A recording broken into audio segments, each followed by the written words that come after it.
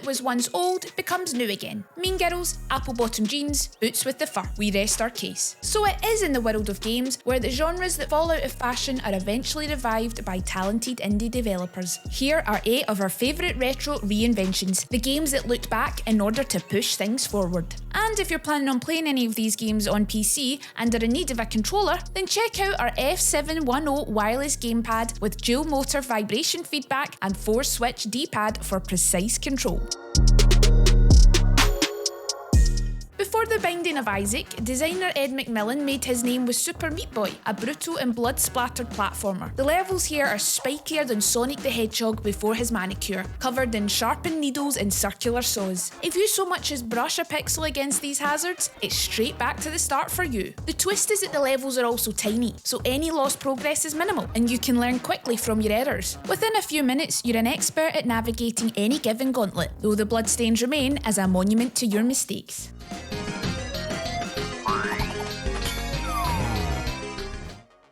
Since Meat Boy, games culture has shifted even further towards an appreciation for 8-bit platformers, while shaving off some of the more painful edges. Shovel Knight pulls together elements of NES classics like Mega Man, Mario 3 and DuckTales, and it remixes those influences as a distinct story about a soldier reclaiming their kingdom, with the help of a garden implement.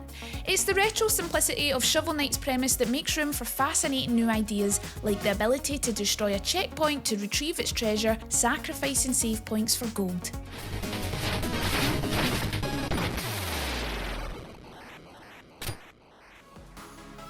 Where Shovel Knight only gestures towards the majesty of Castlevania, Dead Cells fully embraces it. Only by unlocking skills like teleportation and vine climbing can you fully explore its dank prisons and toxic sewers to uncover their secrets. It's a sprawling structure that pays tribute to the best of the 90s, but it's also spliced with modern features. Dead Cells is a roguelike, which means you get just one life, and its diseased island never looks the same way twice. Its protagonist, the prisoner, moves like liquid, skipping through the dungeons at satisfying high speed and pushing you to risk it all one more time.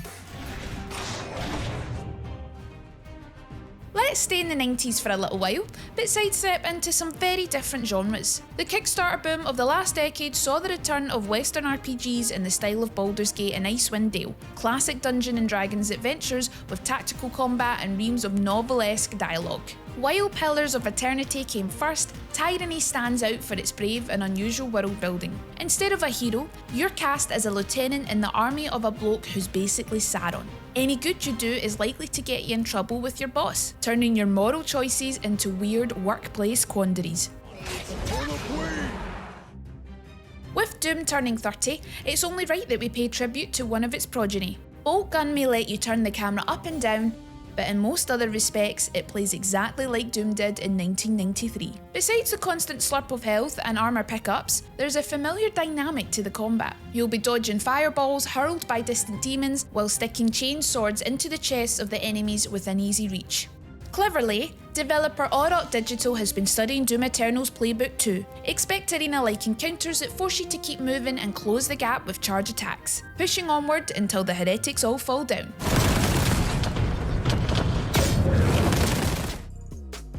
Boltgun revisits Doom, then Dusk winds the clock forward a few years to the era of Quake. You can see the shape of id Software's second masterpiece in the angular architecture of every level, not to mention the multiple medieval churches in need of a righteous cleansing.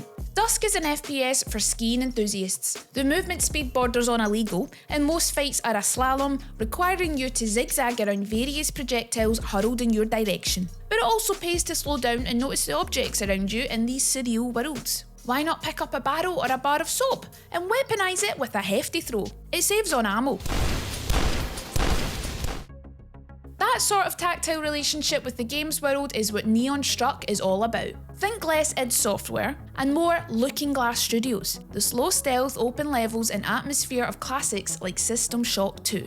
You play as Gillian Cleary, a spy on the run after being framed for treason. It's a continent-hopping plot that recalls Deus Ex, but your toolset is straight out of Thief. All flash bombs and bopping people on the head whilst they're not looking. What better way to tell a story about a surveillance state than through a game about getting by unseen? Let's end on a true meeting of old and new. Brand new, in fact, Slime 3K came out in November of 2023, and it has all the hallmarks of a game of that year. A deck building system for weapons, roguelike resets, and the automated firing of vampire survivors. But of course, twin stick shooting is as old as the hills, as are bullet hell mechanics that see the screen gradually fill up with hazards. It's just that nowadays, you can throw down acid to deal with your enemies, or summon zombies. As developer Config Games points out, the tiny pink humans make such a satisfying pop when you crush them. Is it just us, or have we come out of this video feeling both older and wiser, and yet with a fresh new outlook in life? Guess that's just what happens when you talk about retro games. Feel free to drop us a like if you vibed with our recommendations. And for more from Logitech G, make sure to subscribe to the channel and hit the notification bell.